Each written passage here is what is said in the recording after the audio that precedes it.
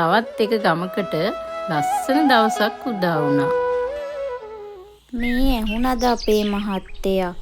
ඊයේත් මට සියාතු ගොයියව කඩමණ්ඩියේදී හම්බ වෙලා නෝක්කාඩු කිව්වා.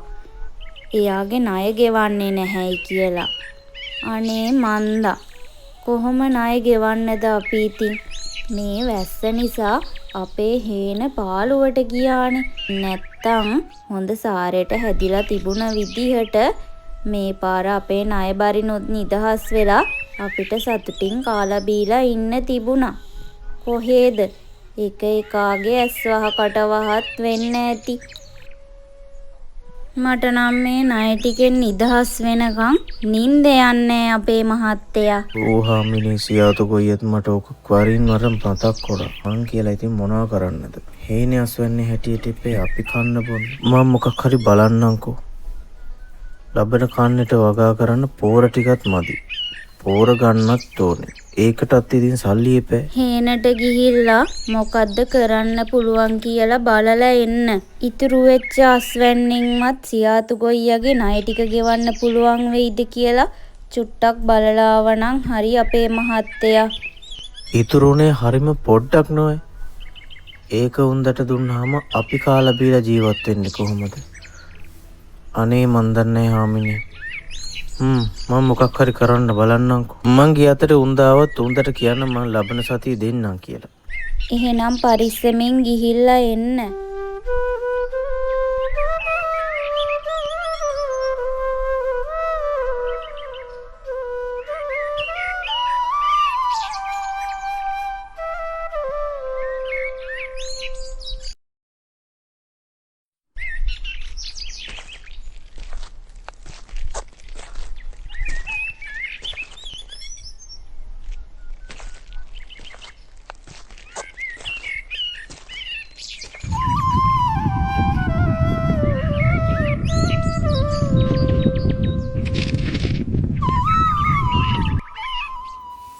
අපේ හිතුවට වඩා සෑහෙන සුනංගුණා. හාමිනේ බය වෙලත් ඇති. හිතුවට වඩා රෑ වුණානේ.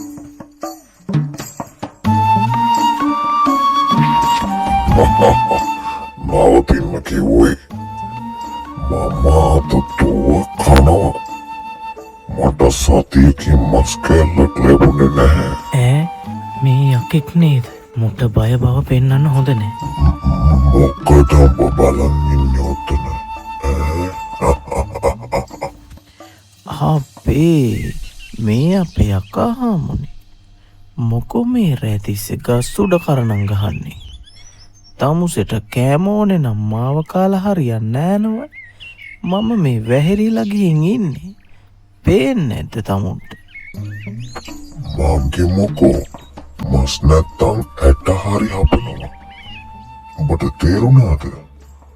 ඔබ දන්නේ මගේ රංගේ මේ වනාන්තරේ මට දෙවනි එකෙක් නෑ බොලව්. මන් දැන් මොකද කරන්නේ? මේ අකාගෙන් බේරෙන්නත් ඕනේ. බේරිලා ගෙදර යන්නත් ඕනේ. හරි කරන්නම් වැඩක්. මොනවද මු කල්පනා කරන ඇත්තේ? මට වැඩක් දෙන්නද නැත්නම් මගෙන් ගැලවිලා යන්නද දන්නේ? ගැලවෙයි උන්ද මගේ. මේ පොඩ්ඩක් ඉන්නවා. මම මේ යන්නේ නිදානයක් තියෙන තැනකට. තාමුසේ මාව කෑවොත් ඒක කාටවත් ලැබෙන්නේ නැහැ. ඕනේ නම් අපි බෙදාගමු. තාමුසේ කල්පනා කරලා කියනවාකෝ. මෙන්න මු කල්පනා කරනවා. නිදානයක් කිව්වා. මං දන්නේ නැති නිදානයක් මේ වනාන්තරේ මෝ දන්නේ කොහොමද? මට මොකෝ වෙඩි කොටක් මං ඉල්ලන්න ඕනේ.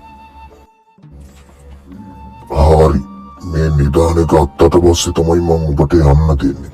හැබැයි ඒ නිදානේ වැඩි කොටසක් මටයි තියෙන්න ඕනේ. තේරුණාද ඔබට? නැත්තම් මං ඔබ කෑලි වලට ඉරලා දානවා. හරි මං එකඟයි. හැබැයි එක කොන්දේසියක්.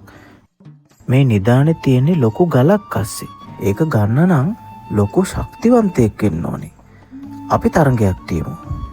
දිනන කෙනාට වැඩි කොටහක්. ඕකත් මහ කජ්ජද්ද.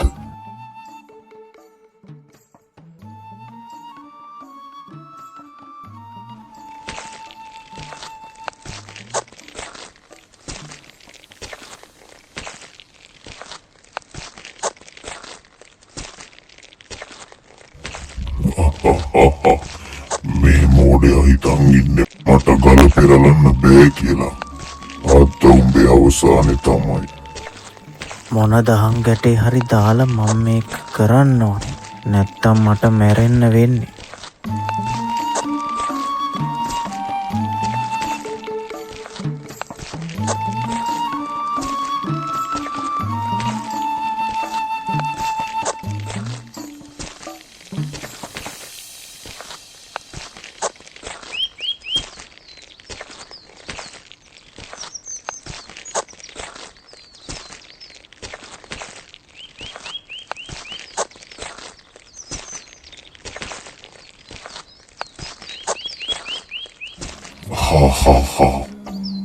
මේකද බල මහලොකු ගල.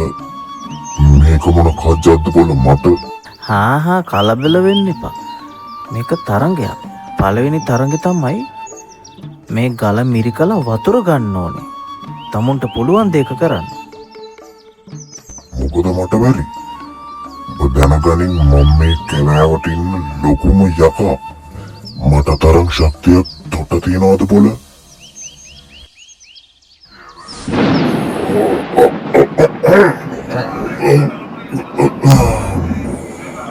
කෝ වතුර අපෝ තමුසෙට බෑනේ. අයින් වෙනවා මම කරන්න. බලනවා මම මේ ගල මිරිකල වතුර ගන්න හැටි.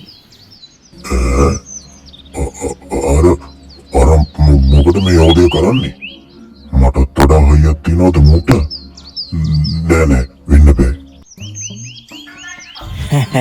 දැන් ඉතින් දාඩිය පිරුණු හවඩිය ගන්න වෙලාව හරි.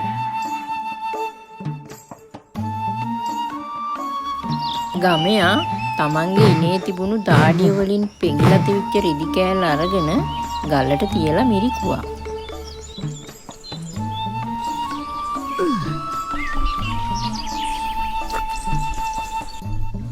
ගමයෝ ඔබ මාරයක් එක්නේ. ඔබ කොහොමද ඒක කරේ? මේ මටත් වඩා හයියක් උඹට? වැඩි කතාවක් නෑ. අපි යමු ඊළඟ තරඟට. ඊළඟ තරඟේ තමුන්ට කරන්න තියෙන්නේ කළු ගලක් අරගෙන උඩට විසි කරන්න. හැබැයි ඒක නොපෙනී යනකම් විසි කරන්න ඕනේ. ඒක මට බැරි නම් වැඩකුත් නෑ. බලපිය හොඳට බලන් හිටු.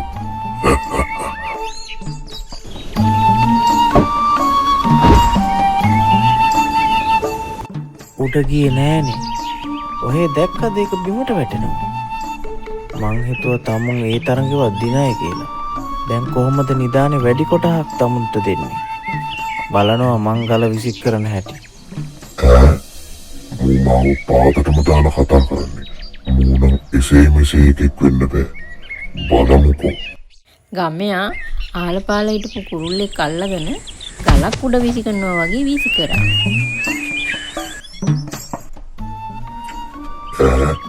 උඹ නම් එසේ මෙසේ ගමෙක් නෙමේ. මට බෑ උඹත් එක්ක තරඟ තියන්න. මට නිදානේ ඕනෙත් නෑ. උඹ ඕනෙත් නෑ. මම යනවා යන්න. ඇයි මොකද යකෝ දුවන්නේ? අපේ හාමිනේ දැන් හොඳටම බඩගින්නෙත් ඇත්ති. හාමිනේ මට ඊයේත් කිව්වා යකෙක් කන්න බඩගිනේ කියලා. උඹ හිටපන් ඔහම මාත් එනවා. මොනවා? උඹේ හාමිනේ යකුත් ගිලිනවද? අම්මෝ මට බෑ. අනේ යකෝ ඔබ කොච්චර බලවතෙක් වුණත් ඔබට මොලේ කලදක් නැති හැටි. ගමයා මොලේ පාවිච්චි කරලා වැඩ කරපු හින්දා යකාගෙන් බේරුණා.